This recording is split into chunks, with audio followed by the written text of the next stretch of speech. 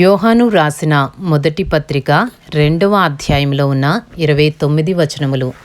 నా చిన్న పిల్లలారా, మీరు పాపము చేయకుండుటకై ఈ సంగతులను మీకు వ్రాయుచున్నాను. ఎవడైనను పాపము చేసిన ఎడల నీతిమంతుడైన యేసుక్రీస్తు అను ఉత్తరవాది తండ్రి యొద్ద మనకున్నాడు.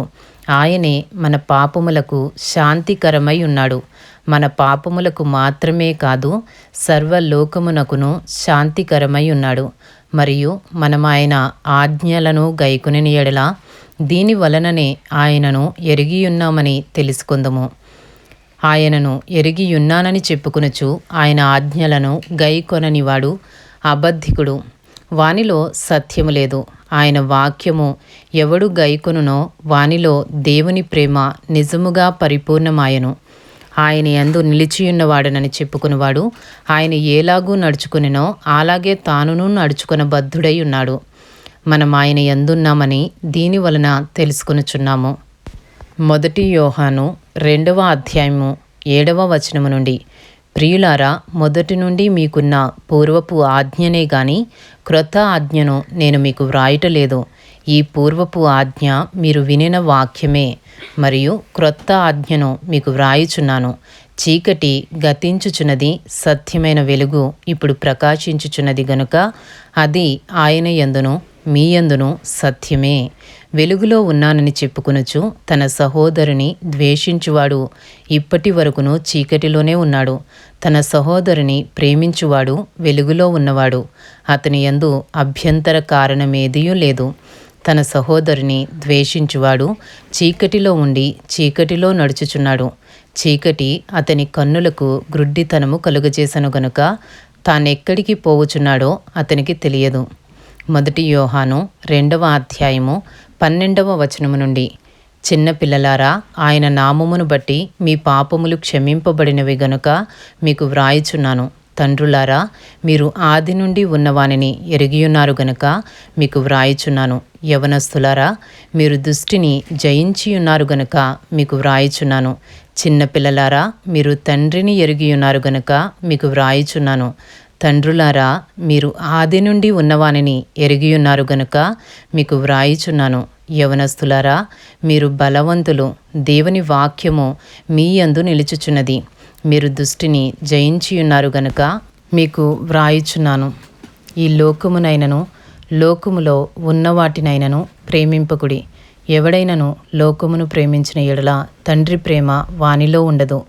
లోకములో ఉన్నదంతయు అనగా శరీరాశయు, నేత్రాశయు, జీవపు డంబమును తండ్రి వలన పుట్టినవి కావు.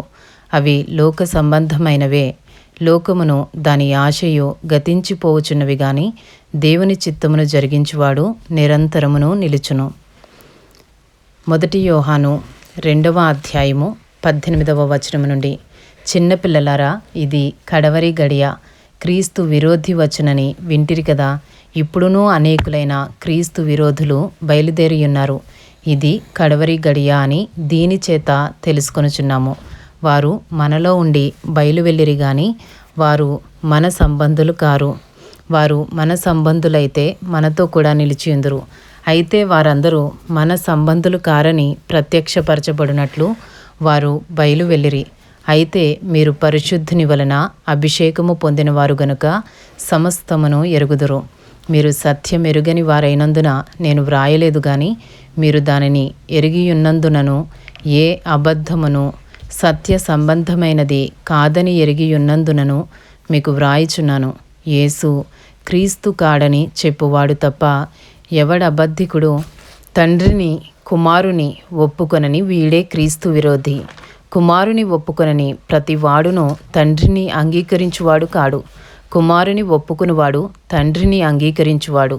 అయితే మీరు మొదటి నుండి దేనిని వింటిరో అది మీలో నిలువనీయుడి. మీరు మొదటి నుండి వినినది మీలో నిలిచిన ఎడల మీరు కూడా కుమారుని యందును తండ్రి యందును నిలుతురు. నిత్య జీవము అనుగ్రహించుననున్నదియే ఆయన తానే మనకు చేసిన వాగ్దానము. మిమ్మును మోసపరుచు వారిని బట్టి ఈ సంగతులు మీకు వ్రాసియున్నాను. అయితే ఆయన వలన మీరు పొందిన అభిషేకము మీలో నిలుచుచున్నది గనుక ఎవడునూ మీకు బోధింపనక్కరలేదు. ఆయన ఇచ్చిన అభిషేకము సత్యమే గాని అబద్ధము కాదు.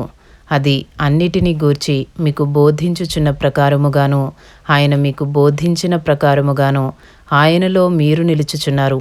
కాబట్టి చిన్నపిల్లలారా, ఆయన ప్రత్యక్షమగునప్పుడు ఆయన రాకడి యందు మనము ఆయన ఎదుట సిగ్గుపడక ధైర్యము కలిగి ఉండునట్లు మీరాయన యందు నిలిచియుండుడి.